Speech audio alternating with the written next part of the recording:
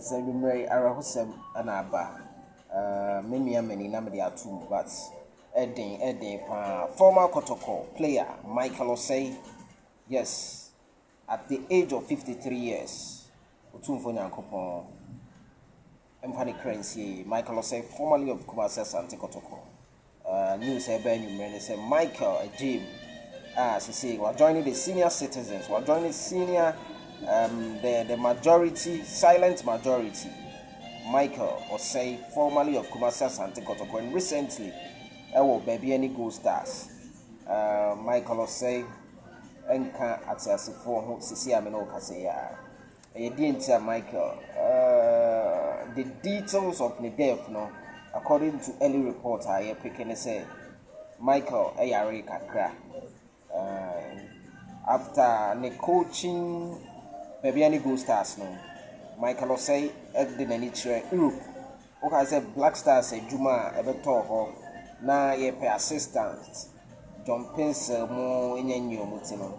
Michael Osei applied to be the assistant coach of Ghana Black Stars, but Ninsanka just after one baby any Gold Stars epa and or apply. That was yes early this year and as application, you know, a but Ninsanka Juma nti or you say obakwa akoto aso ewo obakwa akobone bra ewo abuchi nti ono no once Michael Osei Germany e ka kru Germany a we have any early years no ewo Germany so nti ekoba asa no na ewo say oko back to abuchi na okoto aso ewo ho nti later part of 1992, Michael Osei signing for Australian team B. Yes, yenka oba Kotoko 1989. Michael Osei ba Kotoko 1989, and free Kotoko 1992. After 1992, no co sign for Australian club a friend of Vorwastea. Yes, Vorwastea, and co sign a mom. Nti eno ne information kakra ebiti bi ama Michael Osei before so all join Kotoko no na Michael Osei wo Kwawu United ehona na Michael Osei ebo ne ball nti all join Kumasi Asante Kotoko 1989 nti obo 89 and obo 1990 ball 1991 and obo 1992 nti everyone say 3 years stint with Asante Kotoko. Information, you know, before confirming, say Michael Osei, formerly of Kumasi Asante Kotoko. When you're baby call Michael in 53 years because the age, you know, Nancy will be in the birthday September 15th September 1971, and your Michael Osei, about Atiasifo Asase. 1971 and your Michael Osei. Michael Osei, a Kumasi born, Yawunu Kumasi ya na recently said that I make a baby any Gold Stars coach.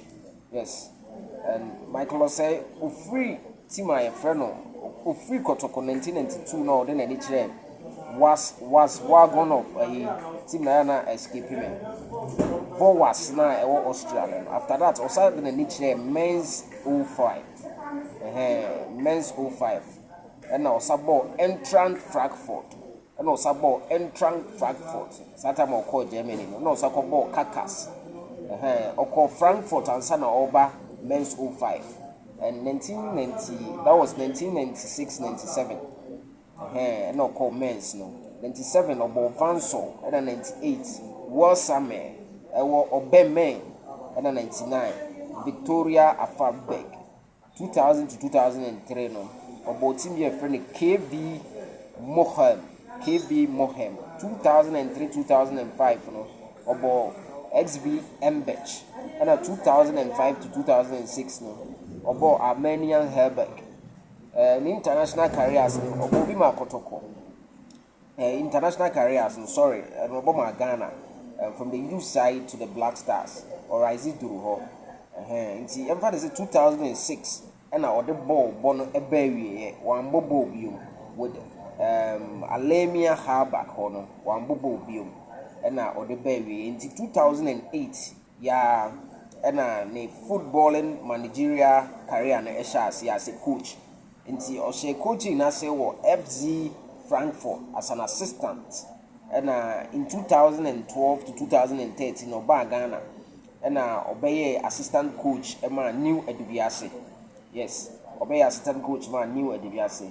And between 2000 and 2003 Chama Dr. KK Sapon mmerɛ no so no ɛna I think say KK Sapon ɛbɛkɔ ɔba no obɛfiri hɔ no ɛna Michael Osei ɛbaeɛ as assistant coach ɛna ɔne Opokunti ɛbɛyɛ adwuma sometime Opokunti na yɛ general manager nti 2013 mekaipa to 2016 assistant coach for Kotoko and 2016 to 2017 no ɛna yɛ man appointment as Kotoko coach ɔbɛyɛ gap in stop gap coach for Kotoko nti 2018 ɛna ofiri Kotoko ɛna ɔkɔyɛ Liberty Professionals for a head coach nti 2018 ɔkɔ Liberty Professionals as a head coach and 2018 to 2021 mekai team BPA Legon Home Crime a friend Star Madrid ɛna ɔkɔ coach wɔ hɔ kakra Star Madrid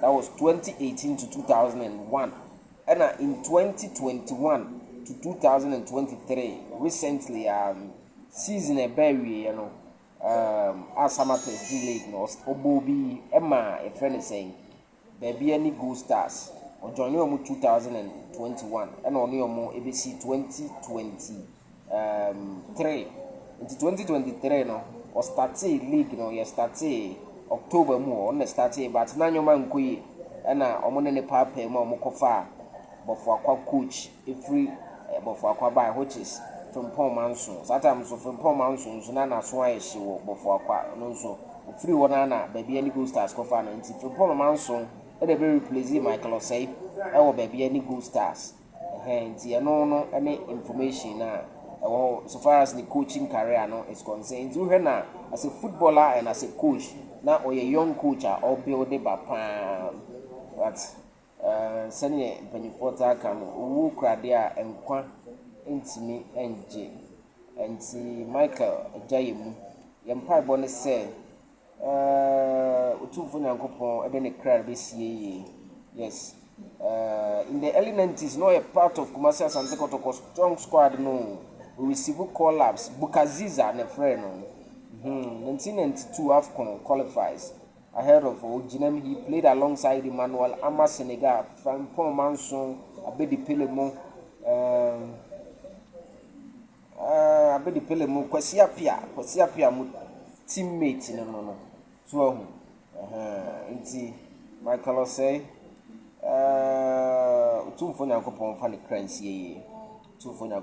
kransie na Oman Aljanna yes Honest Asante Kotoko Premier League no Medemawa obo 1990 you know 1990 to 1991 or G League with Kotoko 1991 to 92 or G League and Osaje Swag Cup 1990 Ema Kotoko 1991 Osaje Swag Cup 1992 or J Swag Cup Libium Ema Kotoko Ghana President Cup 1990 or J so inti no Ghana Premier League na Asante Kotoko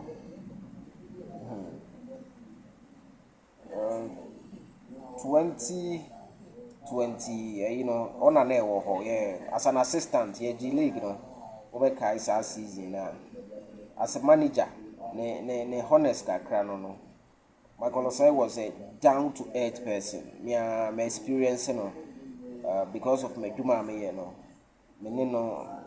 Michael Osei was a down to earth person because of my duma me one day be near where duma no bar office Oba studio, the Oba studio we no full top. And the Mike dear. And you say the pewa and you can't cheer some but Michael Osei was a true near perfect human being. Two for Yankopo and funny crazy two for Yankopo funny crazy papa chance. Na minim de oye. And at the BCBiano, two for Nankopon, in the oye. Nankopon, Eva, Michael Osei, Crency, Michael Osei, Busia for, and then enough for football community. You will share home all the best thought and prayers and enough patience for all of us.